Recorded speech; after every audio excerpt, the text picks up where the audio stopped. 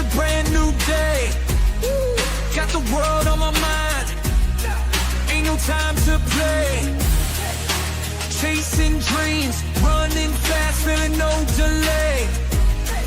We're the watchdogs, always watching what they say. Eyes wide open, we're taking what's ours. Breaking through the silence, aiming for the stars. The grind don't stop, we're living in the scars.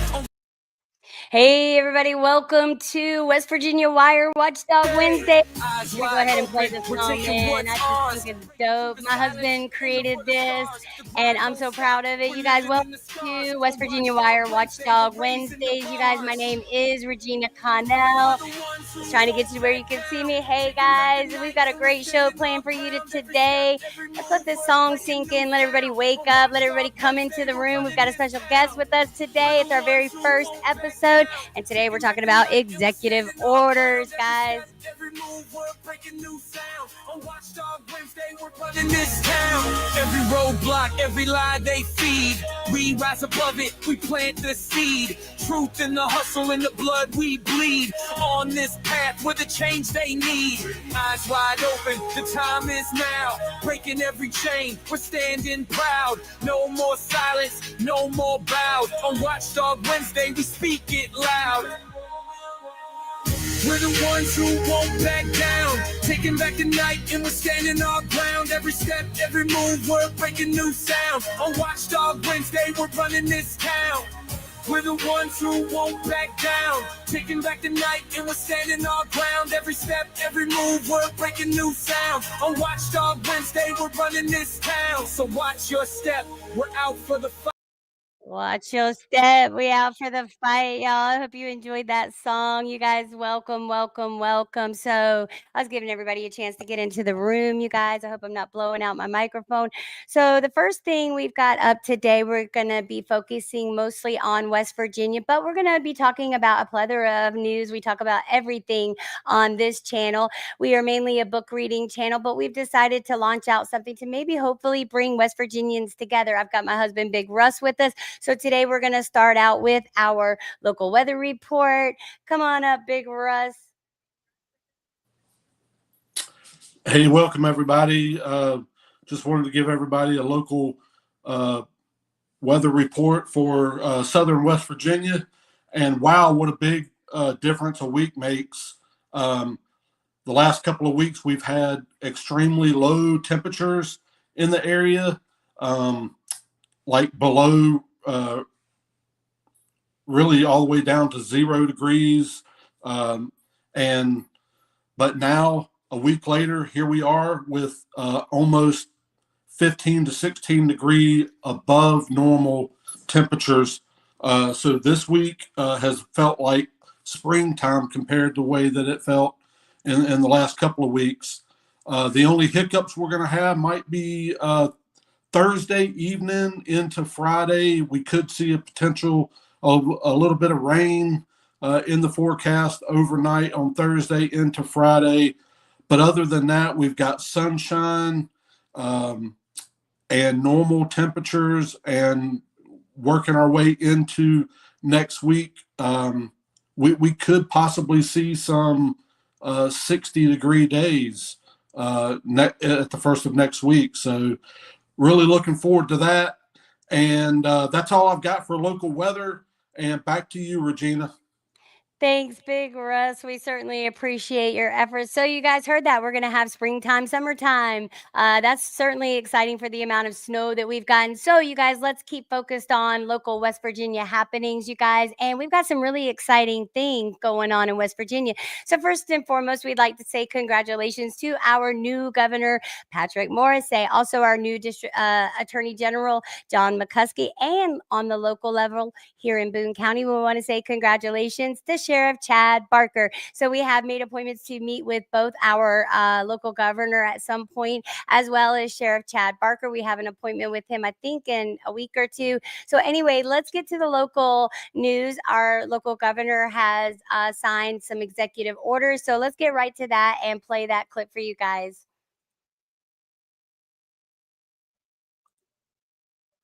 And we'll play some music while we're doing that. Give me one moment. I'll be right back with y'all. Watchdog Wednesday. rise and shine. It's a brand new day. Got the world on my mind. Ain't no time to play. Chasing dreams, running fast, feeling no delay. We're the watchdogs, always watching what they say.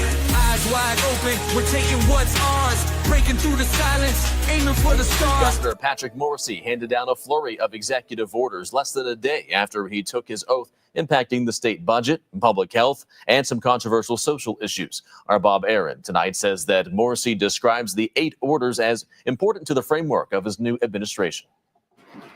West Virginia's new Republican Governor Patrick Morrisey's executive orders include one launching an economic backyard brawl with neighboring states by ordering the executive branch to compare and eventually match or better rules and regulations with border states. Another proclaims school choice as a top priority for his administration. Another tells West Virginia to terminate any DEI programs in state government. That's short for diversity, equity, and inclusion. An executive order also calls for a spending review of any decision over $100,000 this fiscal year. He's concerned about a budget deficit next fiscal year and expects to release more details Thursday. Morrisey wants to move ahead with further income tax cuts, but indicates that former Governor Jim Justice's rocket ship claim for the economy may have fizzled. Bob, I'll leave you with this. You know that I had asked for the tax cuts to get paid for. They have not been paid for. It falls to the governor to be able to address that. Although West Virginia's new governor clearly likes executive orders, one of the ones he issued calls for a review of all existing executive orders to see if they are still appropriate. His state departments and agencies are ordered to review themselves and eliminate inefficiencies and duplication. An executive order is out now to try to implement religious and conscientious exemptions to school vaccines amid conflicts between state vaccination law and the Equal Protection for Religion Act. I think that it's going to put West Virginia back into the mainstream where we're recognizing the Constitution. We're recognizing the religious beliefs that citizens have. Before then, Governor Jim Justice vetoed a bill gutting school vaccination requirements. A large group of medical professionals warned the religious exemption would weaken the public's ability to prevent measles, mumps, tetanus, meningitis, and polio. In Charleston, Bob Aaron, Eyewitness News. Morrisey also says he plans to work with legislators to define gender and reached out to the state's congressional delegation to declare fentanyl a weapon of mass destruction. Thanks for watching. Here's another video from. And I will say thank you, Governor Patrick Morrisey. I think that, that seems to be in line with what we're hoping for in West Virginia. Nothing on that sounded horribly terrible to me. So I did want to show a picture, you guys, of our good governor. And I'll go more into detail when we do our piece on Governor Patrick Morrisey. We want to get to know him. We are seeking to get to know Boone County locally. So without further ado, speaking on the local level, there's even more exciting news happening in West Virginia, you guys. So BMH, Boone Memorial Health, breaks ground on Madison Farmers Market and Greenhouse, you guys. So Boone Memorial Health, BMH, through BMH Foundation for Community Health, is proud to announce that after years of meticulous planning, ground is being broken on its Madison Farmers Market and Greenhouse project. You guys, I will put the link to this article in the comment section, and you could go check it out at your leisure. So in an effort to keep the pace of the show going, let's go ahead and I think now would be a good time to bring up our guest, because we are speaking on executive orders. But before we do that, I wanted to play a clip of President Trump pardoning the J6ers. So while I get that up, let's enjoy this introduction song to our guest. Sorry, I'm flailing a little bit. Let's give a huge shout out to our guest, Paul the Insurrectionist, Paul Spiegelmeyer, and I'm going to play his video and I'll be right back with you guys. I hope you're enjoying the show. Stay tuned. Shaking and he couldn't let it go. They called him a patriot, said he'd stand tall, but he never thought he'd be the one to fall. The door's wide open, he's standing at the gates. A broken promise, a hand that holds his fate. They say he's a hero, they say he's a fool, but Paul was just playing by a different rule.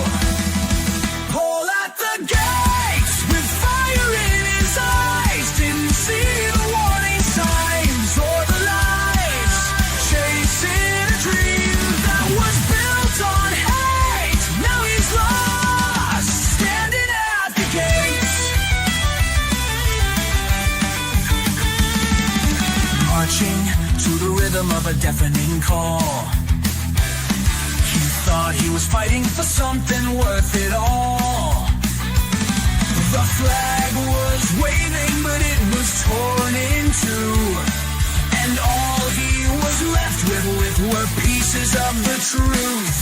The door's wide open, he's standing at the gates, where truth and justice got erased. They say he's a martyr, they say he's a king, but Paul can't hear the words he's supposed to sing. Paul at the gates with fire in his eyes, didn't see the warning signs or the lies, chasing a dream that was built on hate. Now he's lost, standing at the gates. Will they remember the man that he became, or just the chaos, the fire, the shame of it? Hey, everybody. Hey, Paul. Welcome in. We are so glad to have you. Thank you. Thank you. So Paul is out of Pennsylvania, you guys. He was one of the ones that was caught up in the January 6th insurrection, which all of us that know Donald Trump was still the sitting president at that time. So it's kind of hard to invoke an insurrection on yourself. I'm going to bring Big Russ up on the stage as well, because we have all met before. We met at the Trump rally in Salem, Virginia. There's lots of footage of that on my YouTube channel, Rumble, X platform, all of that. So we want to welcome Paul in. And the first thing I want to show, Paul, because I know it's got to be a good feeling for you, is we're going to go ahead and take a look at a document that Paul has just received. And here we go. Whoops. How does that document look to you, sir? That Have you looks guys- beautiful. That Go looks ahead. beautiful. That looks Doesn't it? beautiful. It totally does. I mean, that is Paul from Donald J. Trump. That is his pardon for the January 6th incident. I'm just going to call it an incident because that seems like what it was. So I was trying to pull up the pictures and the footage from what you sent me, and something's going wacky. It's always a tech issue. So I thought you could take us on a visual trip and, you know, take us back to the day, you know, what inspired you to go to the Capitol that day, the events that led into, you know, your arrest and all of that. And let's start there. Go ahead, Paul. Okay, well, we went to the Capitol January 6th, and we parked there by the memorial, went to the Trump rally, and when the Trump rally was over, Donald Trump said, let's all peacefully and patriotically march down to the Capitol and let our voices be heard.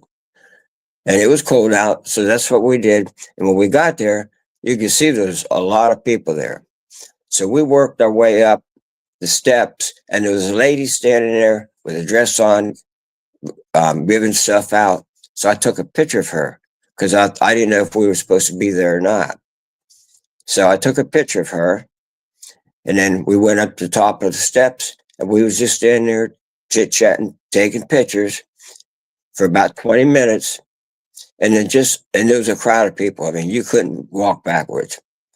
And all of a sudden, the doors to the Capitol building opened up inside. Well, the doors of the Capitol building can only be opened from the inside of the Capitol. You can't open it from the outside. Nancy Pelosi is in charge of the security for the Capitol building. Well, I seen a video that it showed somebody inside looking up at the camera, and it just kind of slowly walked over to the door and hit the buttons, and the door opened up. And when it did, you had no choice. You had to go. And everybody was just pushing and So they were pushing. ushering people. They were kind of like at the Trump rallies when they kind of direct traffic. That's what they did. They opened those doors and they ushered people in. Yes, yes. And it was chaos in there. I was with my friend and his wife, and we decided this is ridiculous. We got against the wall, and we got out. It took about 7 minutes, is all we was in there, and we got out and sit down, took a break and stuff, and then we ended up went back to cars and everything, because we're all that stuff. Where people were breaking windows, we wasn't around that section. We just got pushed in the Capitol, and we got out. And it was in February. I got a call from I was at work, and I got a call from the FBI, and they wanted me to come into the Capitol, the federal building in Harrisburg, Pennsylvania. I thought it was someone playing a joke on me. Right. I would have too. Yeah, and I said, "Look, I don't know who you are, but don't call this. I'm at work. Don't call me back again." I hung up on him, and then I went back to work, and about 5 minutes later, I thought, I'm going to call my friend Matt. I called him, and he didn't answer his phone. And his wife always answered her phone when I called, so I tried to call her. She didn't answer her phone. So I went back to work. It wasn't even like 5 minutes. My phone rung. It was my friend Matt. And he says, "What are you doing?" I said, "I'm at work." I said, "You won't believe this. Some idiot called me and tried to tell me he was from the FBI. I had to go down to the federal building in Harrisburg." And so I went down there. He said, "And the officer wants to talk to you right now." So he told me, he said, it was about 2:00. He says, "You got till 3:30 to get down here, or we're going to have a warrant for your arrest, and you're going to go to jail." I said, "Give me the darn address." So I took the address and went down there, and I called him. I said, "Okay." I told him where I'm at. And he said, "Just hang out there." He said, "We'll be there to pick you up." And then I looked, and here come 3 guys dressed in black suits and stuff. I thought, well, this must be the FBI. And I just happened to glance in my rearview mirror, and here comes 3 more of them from behind the car. I thought, there can't be no 6 FBI agents coming after me. Well, there was. They took me over to the federal building, and they told me that we got to put handcuffs on you before we take you in. So they put the handcuffs on me, and took me upstairs, and there's my buddy's wife sitting in the jail cell. I said, "Hi, Christy." I said, "You don't look very happy." She went like this here, with handcuffs on her. And the next cell was her husband. I said, "Hey, Matt." I said, "Christy didn't look too happy." I said, "How you doing?" He goes, just shook his head. He goes, "Just answer their questions." He said, "And we'll get so we can get out of here." So I answered all their questions and all this stuff. They appointed us all attorneys and stuff. And then after they were done questioning me, they left the handcuffs on, and then they put leg cuffs on me, ankle cuffs, and then they put me in a locked jail cell. And that, I kind of lost it. I said, "This is effing ridiculous." I said, "You got handcuffs on us, leg cuffs on us, in a locked jail cell. Where the heck do you think we're going to go?" I was screaming at the top of my voice. And nobody said anything. And then about a half hour later, they come and release us on our own recognizance. And then, so we ended up doing 2 years of Zoom meetings with the judge in Washington, D.C., with the judge, the federal prosecutor, and our attorneys. We sat at my buddy's computer doing that. We had to do this every month for 2 years. How long did they leave you together? Like what they would refer to it as like a bullpen. You said that Matt's wife was Christy was there as well. You had all kind of basically been rounded up. I mean, they would have come and gotten you if you wouldn't have agreed to their demands to come in. So how long did they leave you in that bullpen together? Because that's common practice for police to do. They'll leave a group of people together in hopes that they'll talk amongst one another and maybe they can eavesdrop. And it sounds to me like from y'all's conversation, you're like, what's going on? And then, your friend Matt's like, just answer their questions. Let's just get this done with. And so now you're pretty much bullied into signing a plea agreement. And I know what that feels like, and I can't even imagine what they would have kept doing to you. So you have the Zoom calls for a couple of years. Tell everybody about the sanctions that they put on you, the restrictions that they put on you while you were going through this process, through your probation and all of that. Well, one thing that they put on us, and I did not like, we was not allowed to talk to each other, not on the phone. We wasn't allowed to be around each other.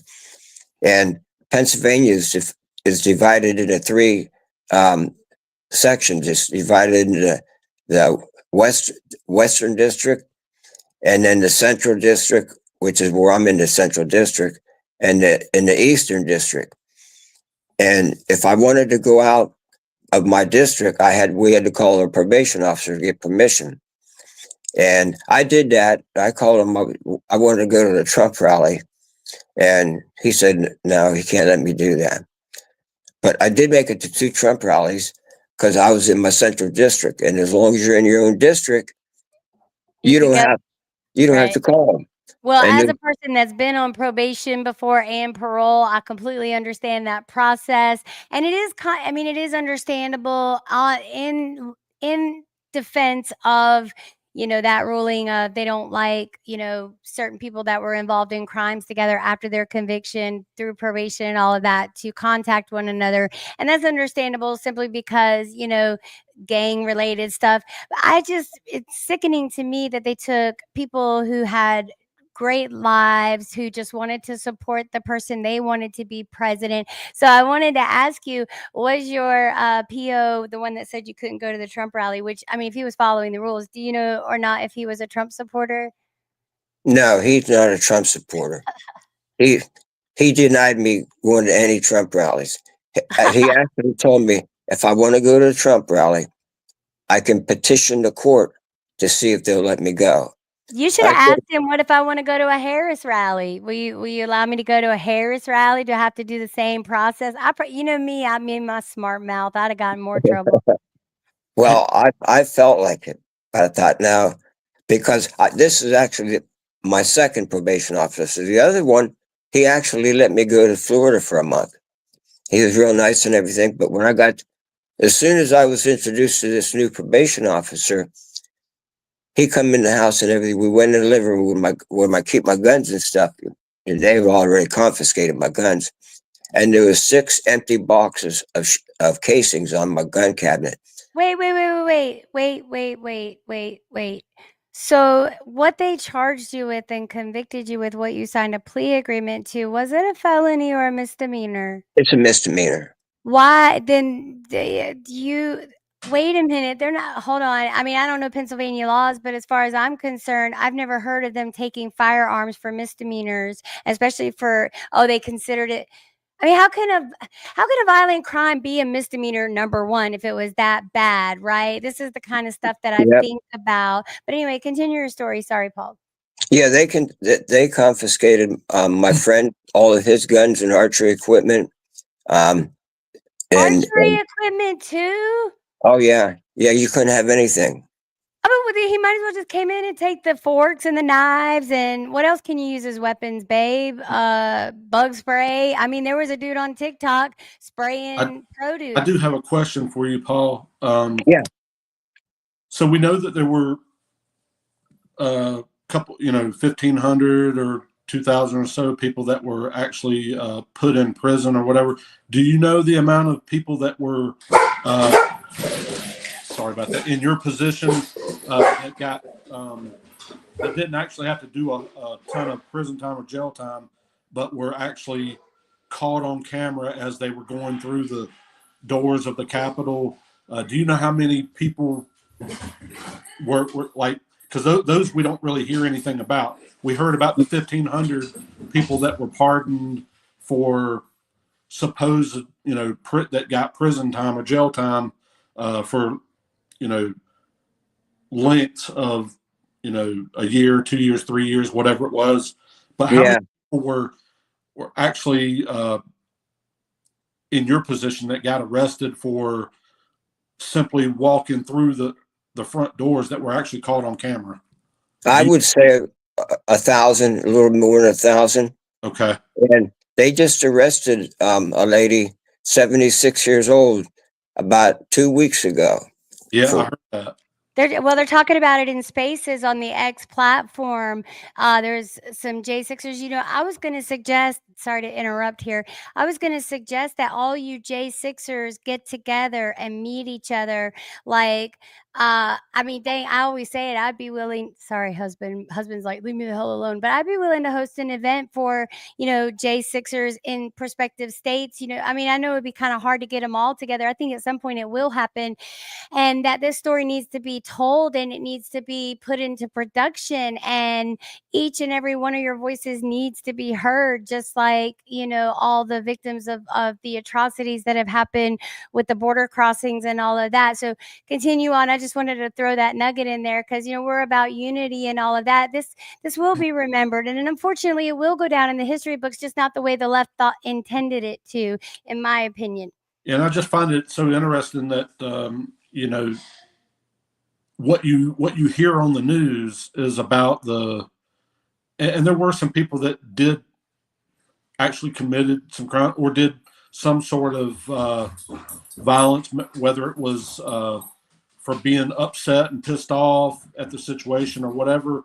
But what you don't hear is so many that were in your position that were simply there to peacefully protest, but ended up getting your rights violated for something just as simple as being there.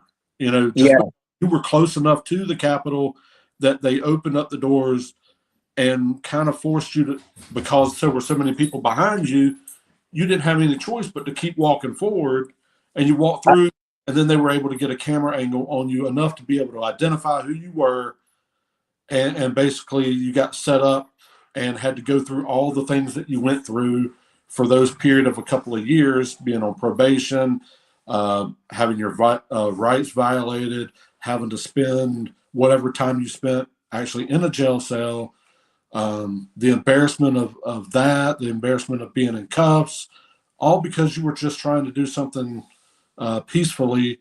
You were just put in a bad spot, and you don't hear anything about that we read about some of the other stuff about how violent of a day it was, and I'm not even discounting that there was some things going on.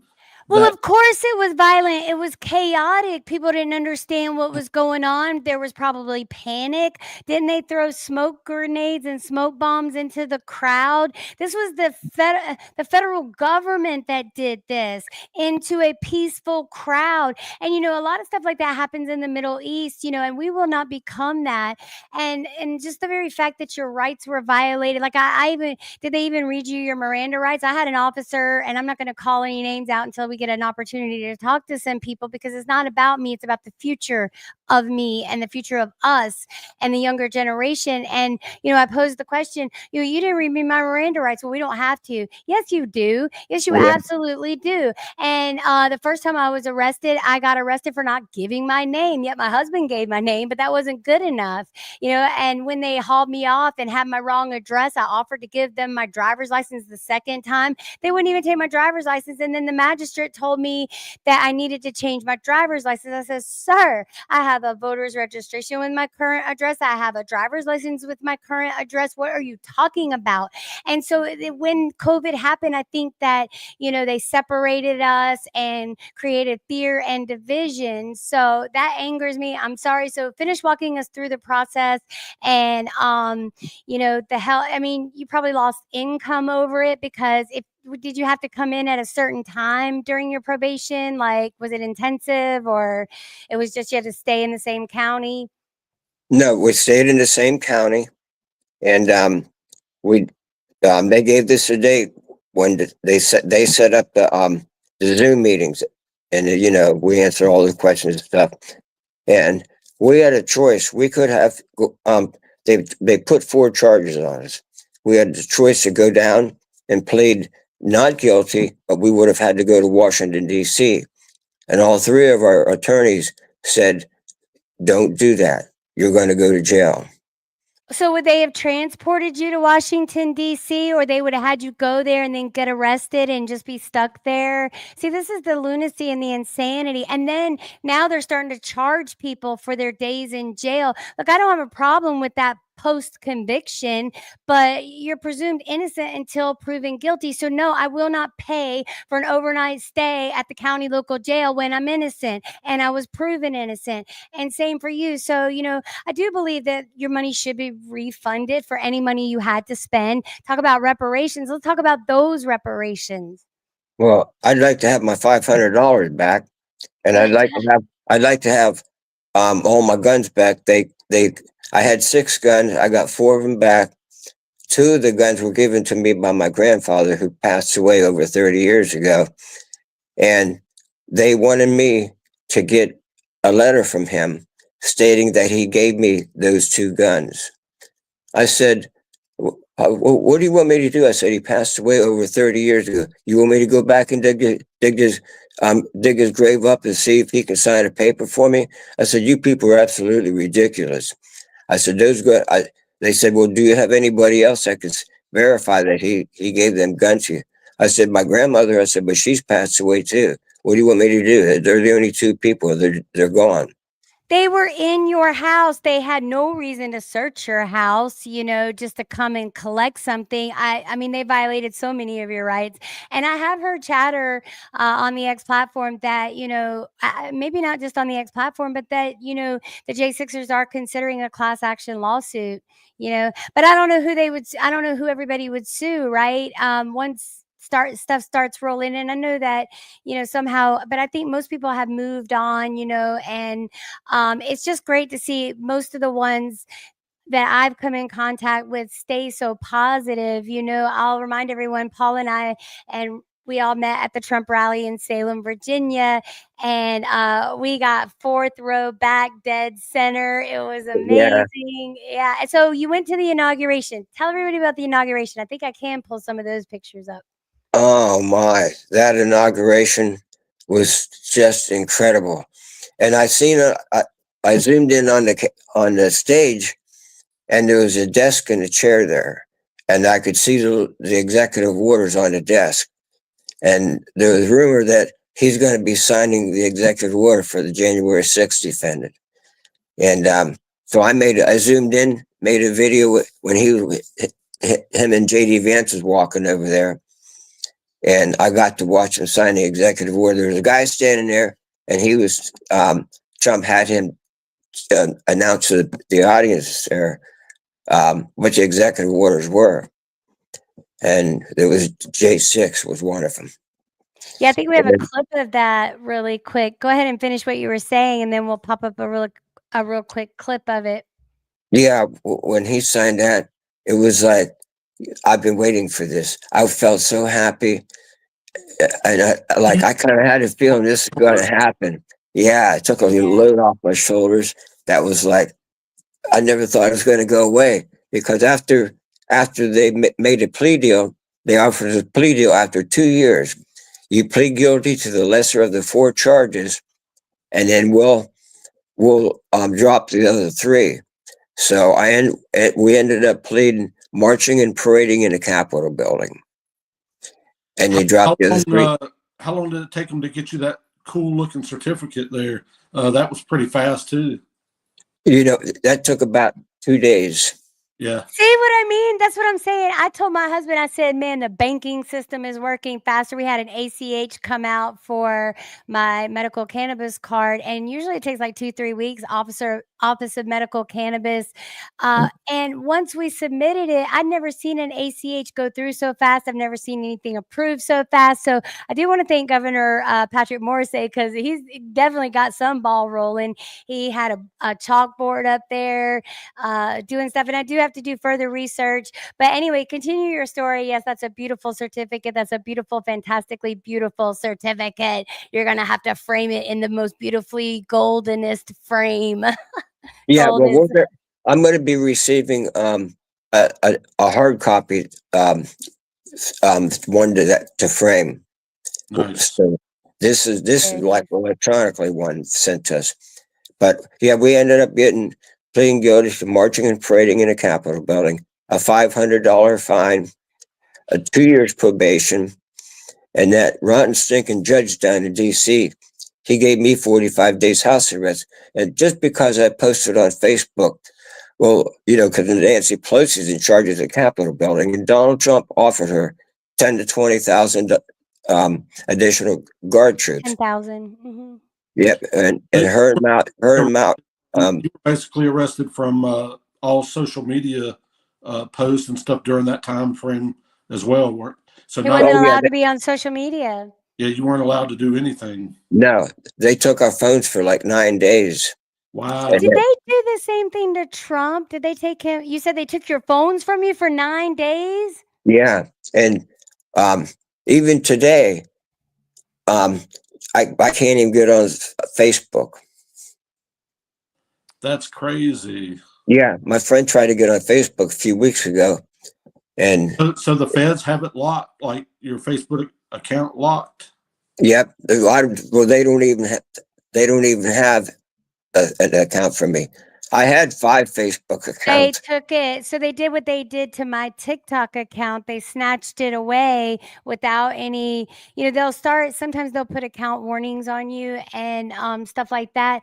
But once they snatch it, you have no way to appeal it. You have no way to recover it. It's just Nope. gone, like it never existed. So that's what they did. And what about your X account? Do you have an X account? I just made one up last night. Good. You're gonna have to tell me what it is. You have to I'll show you my X account and stuff, and you can follow me there, and then I'll follow Yeah, you back. But I know a lot of people in spaces that would want to talk to you, and I know you've got a pretty Paul travels around a lot. Paul does a lot of ministry work, service work, and that was the one thing that captivated me when we met him in Salem, Virginia was, I want to go see Franklin Graham and maybe work for Samaritan's Purse. Like that was his mindset. Even after they had taken his money, taken his phone, taken his way to defend himself, he's still thinking about the Lord's work and service to our fellow humans. And that's what we need to do. We need to strengthen our yep, local communities, our local states, so that we're not so dependent on each other. We don't have to be. We can have a leave us the hell alone attitude. And I really believe yes, that that's what Governor Patrick Morrissey was trying to say.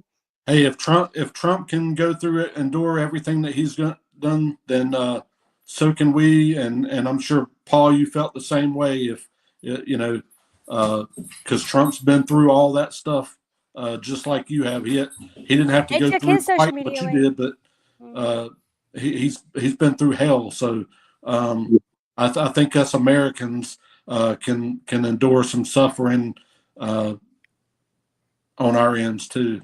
oh, absolutely, yeah. When I wanted to go down to help in North Carolina with Samaritan's Purse, they wouldn't let me go down. FEMA made it impossible for him to go down and assist with and I do want to remind everyone when we're speaking of fires, I do not know why no one is still, listen, we're still talking about Hawaii fires, California fires. Let's not forget the West Texas Panhandle fires. That was like where it kind of started. And then Hawaii, then Los Angeles. A natural disaster is a natural disaster. I don't care what anybody tells you. Climate change is a scam. It's the biggest scam. Yeah, So, and FEMA ran out of money. Paul, are you completely off of everything now? Now that the pardon's gone through, like you have free Yeah, reign for you It's can like it do never it existed. now, right? yeah. Actually, last night I went on the website, and this page cannot be found. It's cleared. You Okay. can look up. You can look up my name on the Justice Department, right? And it's not there. There's no Okay. name. Everything's That's gone. fantastic. Fantastic. Fan freaking tastic, you guys. Yeah. So, Paul, you've been such a great guest. We're gonna have to lure you in to come in, and maybe we could start a space. We'll get you connected on X, and we know a lot of good people. You'll find your niche right there on X, the X platform, formerly known as Twitter. And so, you guys, we still have more to come. I didn't want to go over an hour. We got to get the youngin up for school and all of that. So before we close out, we've still got about 20 minutes left, but we're going to dive a little bit deeper into the national news and listen to what President Trump had to say about executive orders. You got time to hang with us because Russ is going to deliver the sports report in just a bit. Oh, yeah, I got plenty of time. All right, guys. So we are back to local and national news, you guys. So I'm going to come over here. We're going to play this clip of President Trump.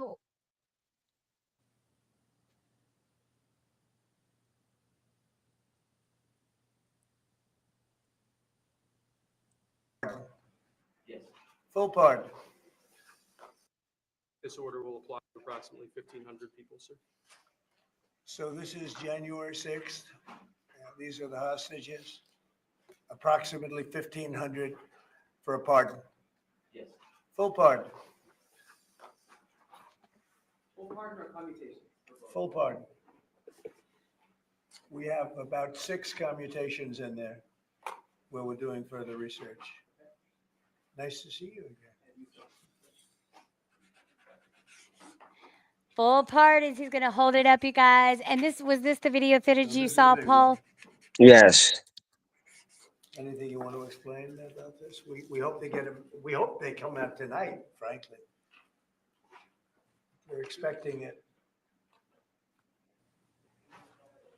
Approximately. Yeah, they didn't really waste any time in the processing the inmates out. And I will tell you, Rusty and I know from personal experience, that process can take a very long time to do. So you guys, in other national news and local news, really, Rusty's from North Carolina. And so I wanted to play a little clip of President Trump. And if I missed the timestamp, then you guys, we're not going to watch it. But he signed an executive order for the Lumbee tribe in North Carolina. And if you guys want to check this video out, just go to YouTube. And here we go. They should not have been prosecuted. Protecting elderly This is a people. great honor to sign this. Yeah, I'm they watching should have it been on TV. arrested. Yeah.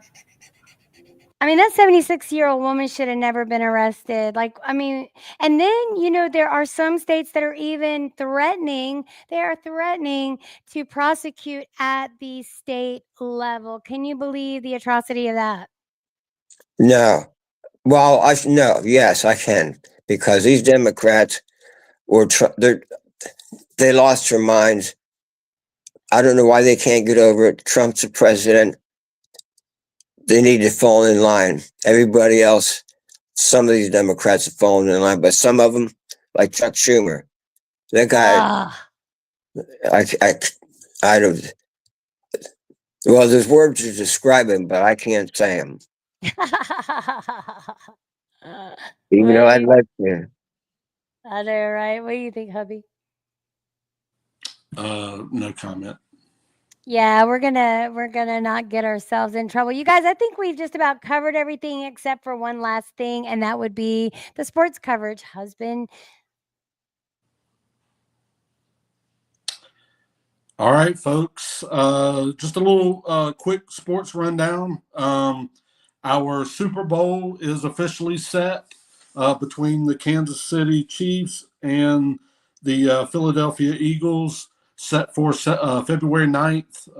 Kickoff will be somewhere around 6 or 6:30 that evening.